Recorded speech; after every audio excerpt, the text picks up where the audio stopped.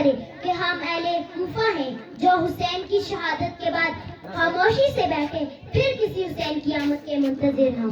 ہے کوئی جو یہ اعتراف کرے کہ ہمارے ہونٹوں پر خاموشی کا سایہ ہے اور ہمارے دلوں میں یزید وقت کا خوف طاری ہے؟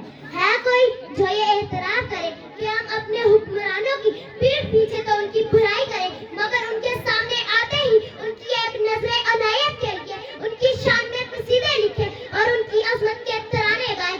ارے اقوام عالم، تم اس ملک کے ٹکڑے ٹکڑے ہونے کی بات کرتے ہو. کیا تم نہیں جانتے خاموشی کے گہرے سکوت میں ڈوبیے میں حص قوم امریکی آشرواد حاصل کرنے کے لیے اسے اس ریاست کا سربراہ تک بنا سکتے ہیں؟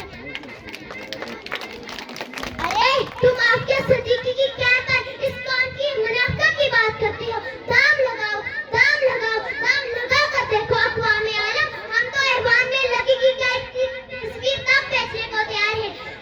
ارے اقوام عالم، کیا تم نہیں جانتے خاموشی کے گہرے سکوت میں ڈوبیے بے حس قوم ان تمام برائیوں اور ان تمام مسائل کے باوجود اشوب کی چکی میں پستی آئی ہے اور پستی رہے گی. اور عالی وقار، میں اعتراف کرتی ہوں کہ ہم اہل کوفہ ہیں جو حسین کی شہادت کے بعد خاموشی سے بیٹھے پھر کسی حسین کی آمد کے منتظر ہیں کہ ہمارے منصب کا ساتھ ہماری کن نیزوں میں بولتا ہے، سننے والوں یہاں مت آنا، یہ کربلا ہے، یہ کربلا ہے. صدر علی وقار، آج جو خاموشی ہمارے ہونٹوں پر رقص کر رہی ہے در حقیقت وہ خاموشی نہیں، ایک پیام ہے. ہماری حمیت، احساس اور اتفاق موت کا بدلہ ہے. یہ پیام ہے ہمیں احساس دلانے کا کہ اگر ہم یوں ہی سب کچھ برداشت کرتے ہیں تو عنقریب ہماری داستان تک نہ ہوگی داستانوں میں. یہ پیام ہے ہمیں بتلانے کا کہ اگر ہم وطن کی عزت کا سودا کرنے والوں کو مسند اقتدار پر بٹھاتے رہیں گے تو عنقریب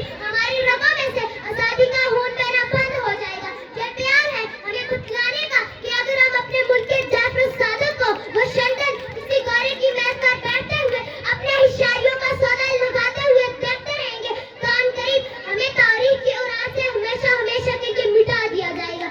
یہ پیام ہے ہمیں بتلانے کا کہ اگر اقبال کے شہینوں کو پہاڑوں کی چٹانوں پر بسیرا کرنے کے بجائے وائٹ ہاؤس کی دہلیزوں پر سر بتالو کشکول خدائی خامے دیکھتے رہیں گے تو عنقریب ہمیں قصہ ماضی بنا کر تاریخ کی اوراق سے مٹا دیا جائے گا.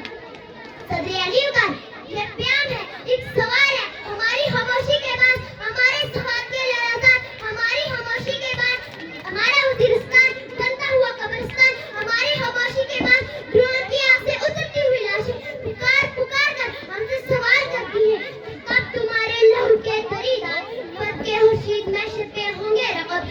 آج کی رات تا کی رات کب تمہارے قدم لے اٹھے گا وہ بحر یم جس میں ڈل جائے گا اس کے دل کا غم، جس میں ڈل جائے گا اس کے دل کا غم. صدر علی وقار، اس ایوان میں جتنی بھی تالیاں بجی ہیں ہر تالی میں ایک جذبہ ہے، ہر تالی بجانے والا ایک زندہ و محرک شخص ہے.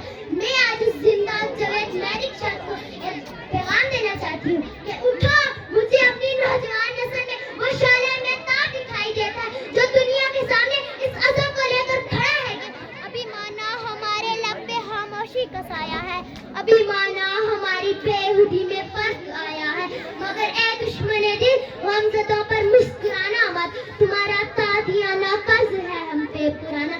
ابھی تو بے قصوں کی آخری تلوار چلنی ہے، ابھی تو شام ڈلنی ہے. ابھی تو دیکھ لے مجھ پہ جنوں کا ورد طاری ہے، ابھی تو جنگ جاری ہے، ابھی تو جنگ جاری ہے. شکریہ.